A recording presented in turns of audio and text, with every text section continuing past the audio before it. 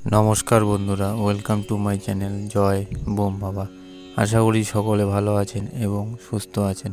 আজ বলবো নারী বশীকরণ পুতলি কৌশল। চলুন তাহলে শুরু করা যাক। মন্ত্র: ও হ্রিং ক্লিং জং হিয়ে জং হিয়ে ওমকিং আকর্ষয় আকর্ষয় মম বর্ষং কুরু কুরু মোহং সাহা। বিদ্রোহ: মন্ত্র মধ্যে অমুক স্থলে অভিলষিত নারীর নাম বলবে।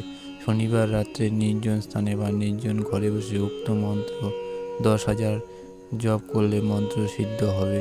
এবার একটি মাটির পুতুল তৈরি করে উক্ত মন্ত্রে 108 বার অভিমন্ত্রিত করে যে নারী গমনাগমন পথে লুকিয়ে রাখবে, সেই পথে উক্ত নারী গিয়ে পুতলিতে পা দিলে বা ডিঙোলে সাধকের বশীভূত হবে।